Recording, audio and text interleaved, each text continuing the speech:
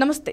నవ్యాంధ్ర రాజధాని ఉన్న మంగళగిరి నియోజకవర్గానికి మహర్దశ పట్టనుంది. మంగళగిరి నియోజకవర్గం టీడీపీ యువనేత, రాష్ట్ర ఐటీ, విద్యాశాఖ మంత్రి నారా లోకేష్ ప్రాతినిధ్యం వహిస్తున్న నియోజకవర్గం.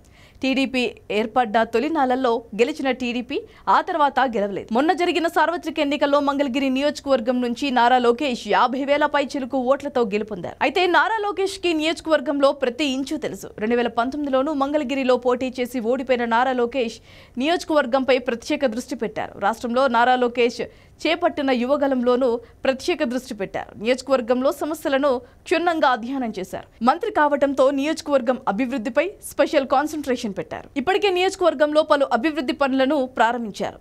దానికి తోడు మంగళగిరిలోని అంతర్జాతీయ క్రికెట్ స్టేడియాన్ని ఏడాదిలోగా సిద్ధం చేసి రాజధాని ప్రాంతానికి అందించబోతున్నట్లుగా ఆంధ్ర క్రికెట్ అసోసియేషన్ కొత్త అధ్యక్షుడిగా ఎన్నికైన విజయవాడ ఎంపీ కేశినేని శివనాథ్ ప్రకటించారు. మరో ఏడాది తర్వాత అంతర్జాతీయ క్రికెట్ మ్యాచ్లను సైతం ఇదే స్టేడియంలో నిర్వహిస్తామని కూడా వెల్లడించారు. విశాఖలో రెండో క్రికెట్ స్టేడియం నిర్మాణంతో పాటు అన్ని జిల్లాల్లోనూ మొదలైన ఏర్పాట్లకు యోచిస్తున్నట్లుగా పేర్కొన్నారు. ఏసీఏ అపెక్స్ కౌన్సిల్లోని 6 పదవులకు శనివారం విశాఖలో ఎన్నికల ప్రక్రియ ప్రారంభించగా ఒకే ప్యానెల్ నుంచి నామినేషన్లు దాఖలయ్యాయి. దీంతో పదవులన్నీ ఏకీగ్రీవమయ్యాయి. సంఘం నిబంధనల ప్రకారం వీరి ఎన్నికలపై సెప్టెంబర్ 8న అధికారిక ప్రకటన అయితే వెలువడనుంది. క్రికెట్ టీంల ఎంపికలో పారదర్శకత కోసం ప్రత్యేకంగా సాఫ్ట్వేర్ తీసుకొస్తున్నామని, ఇందులో ప్రతి క్రికెట్ కెరీర్ గణాంకాలు నమోదై ఉంటాయని, వాటి ఆధారంగా జట్ల ఎంపిక ఉంటుందన్న ఏసీఏ అధ్యక్షుడు, అప్పటికి ఎవరికైనా అన్యాయం జరిగిందని భావిస్తే పునః సమీక్షించే వ్యవస్థను తీసుకువస్తామన్నారు కేశినేని చిన్ని.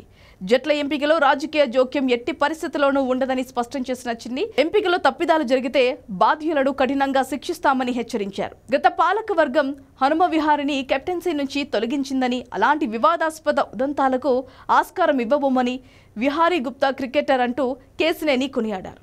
విహారీ కారణంగా ఆంధ్ర క్రికెట్ మెరుగుపడిందని, ఆయనను ఏసీఏ మళ్లీ తీసుకుంటుందని, ప్రతిభ గల ఆటగాళ్లను వదులుకోబోమని స్పష్టం చేశారు. నైపుణ్యం ఉన్న పేద క్రికెటర్లకు ఆర్థిక సాయం చేయాలనుకుంటున్నామని, దేశంలో ఒక మంచి సంస్థగా ఆంధ్రప్రదేశ్ క్రికెట్ అసోసియేషన్ కు గుర్తింపు తీసుకువస్తామని కేశినేని చిన్ని చెప్పారు. విజయవాడ నగరంలో ఇప్పటివరకు స్టేడియం లేని లోటును మంగళగిరి స్టేడియం తీర్చనుందని చిన్ని, విజయవాడలో క్రికెట్ అకాడమీ ఏర్పాటు చేయబోతున్నామని తెలిపారు.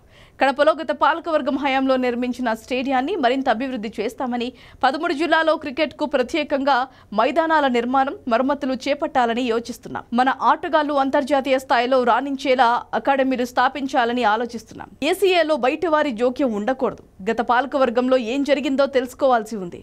క్రీడల్లో నైపుణ్యం ఉన్న వారితో కమిటీ వేసి క్రికెటర్ల ఇబ్బందులు తెలుసుకుంటాం. పిల్లలకు, ప్రజలకు క్రికెట్పై ఆసక్తి కలిగించే కార్యక్రమాలు నిర్వహించబోతున్నాం.